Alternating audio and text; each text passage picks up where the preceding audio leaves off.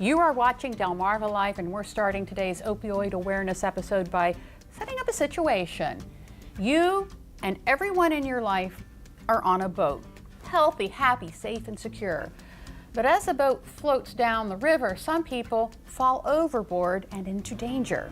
Those are the people in your life who are struggling with addiction. So the question is, what do you do? A lot of our work in the past would be to shout at the person who's fallen off the boat saying, hey, get back on the boat, swim as hard as you can, don't drown. But all of a sudden, we looked around and we said, but there's a whole boat full of healthy, happy people who could maybe throw the rope back in or the life raft. And then what prevention is really about, and what we're trying to do with My Reason Why, is actually catch people before they fall. Catch people before they fall? But how would you do that? Well, our first guest today has an idea. This is Scot Michaels. He is the CEO of Cause the World. Scott, welcome. Thank you so much for having me, for the opportunity to speak today. Yeah. So we just watched a clip, and it's the boat metaphor. Can you tell us how it ends?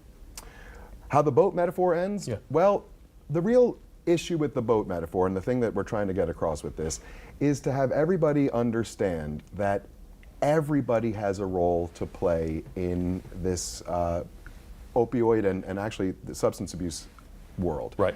Whether you know someone or not. And so what the boat theory does tell us is that if you are safe and sound, maybe you could start to learn the symbols or signs of someone who might be starting to dabble into the signs of addiction. Or maybe we can use whatever we do in our lives to help build those barriers for people to not fall off the boat. There's a lot of different ways that all of us can understand our own role in keeping people safe on the boat. That's basically what that was about. Okay, so now you came up with this idea because you've lived it. How so? Explain. Well, I'm a recovering alcoholic. Just crossed 12 years. Congratulations. Thank you very, very much. So I was an alcoholic, and I, just like many people who are experiencing addiction, was feeling shame, embarrassment. I didn't want anybody to know. And so suffered for many, many years without reaching out for help. As a matter of fact, I knew I needed to get help, and it was about 8 years after that when I finally put down the bottle. But what happened was, along that path, I was once on Facebook, and a friend of mine posted something saying, 5 years alcohol-free. And I was like, oh wow, that's impressive. And immediately I saw myself in it. I want to be alcohol-free. And then what happened was, all of a sudden I look at Facebook and she's just saying 6 years alcohol-free. And I was like, that was a year? A year of my life has passed and I'm not kidding, it was when she put 8 years. So this was 3 years after I had seen her start to post, where time has just flown by and I know I'm in trouble. So what I did is I finally, at that point, I just texted her. I just said, hey, I saw that you have stopped drinking. Tell me what that was all about. So I made a promise to myself that once I was in the safe and sound, I would, what this woman did, put my story out there in case there was anyone out there who else needed to see it. And so right before this happened, I was very, very nervous. I had about a year under my belt of not drinking, and I'm about to put this post on Facebook when all of a sudden I realized that I have some very important people on my Facebook. Employers of mine, people in the community who might have to do, because I do work with children, who might say, we don't want someone who works with children to have, who we're not sure about. So I just all of a sudden thought to myself, and this is what I'm hoping to express to the audience, I just said, this is my truth. And they're going to accept me with it or not, and if they don't, I have to work on that, but this is who I am, and it has to be put out. So I put that post out. About a month later, literally one of the people that I was most worried about came and pulled me aside. They said, Scott, I want to talk about this post on social media. And I said, which one was it? Because I'm always posting positive stuff. They said, the alcohol one. My stomach dropped.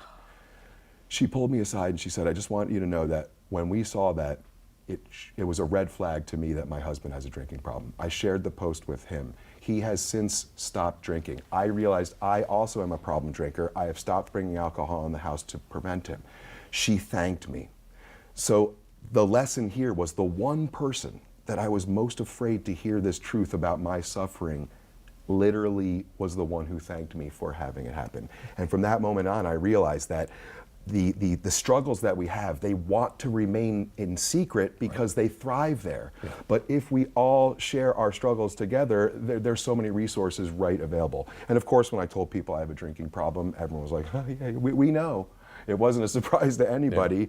But now I didn't have to have the shame in dealing with it. You were different. Yeah.